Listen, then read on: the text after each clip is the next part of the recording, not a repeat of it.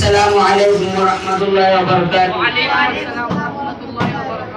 شہد حدیث جو شخص میری امت کے لیے 40 حدیث محفوظ کرے اور دوسروں تک پہنچائے تو اس کو قیامت کے دن فقیہ عالم بنا کر اٹھایا جائے گا اور میں اس کا سفارشی ہوں گا۔ قال رسول اللہ صلی اللہ علیہ وسلم، فرمایا رسول خدا صلی اللہ علیہ وسلم نے، حدیث نمبر 1، انما الاعمال بالنیات، سارے عمل نیت سے ہے۔ حدیث نمبر 2، من لا یرحم لا یرحم، جو رحم نہیں کرتا اس پر رحم نہیں کیا جاتا۔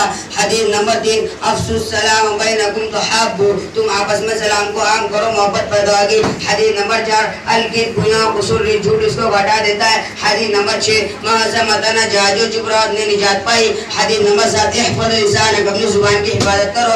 حدیث نمبر 8، الطہور شطر الایمان، پاکی آدھا ایمان ہے۔ حدیث نمبر 9، الوضوء مفتاح الصلاۃ، وضو نماز کی کنجی ہے۔ حدیث نمبر 10،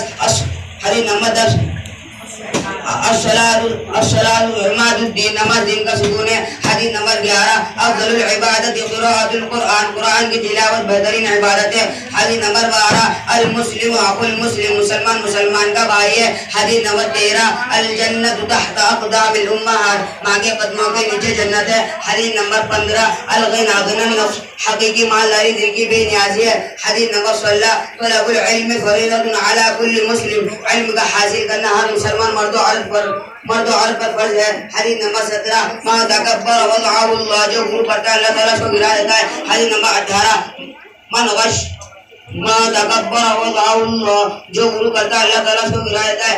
حدیث نمبر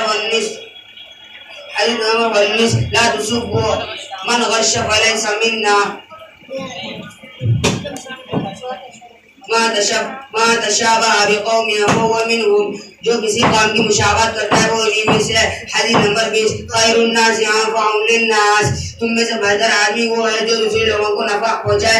حدیث نمبر 21، اتق دعوت المظلوم، مظلوم کے حق سے بچو۔ حدیث نمبر 22، قل الحق وإن كان مرا، سچ بات کرو اگرچہ وہ کڑوی معلوم ہو۔ حدیث نمبر 23، ما تشبہ بقوم فهو منهم،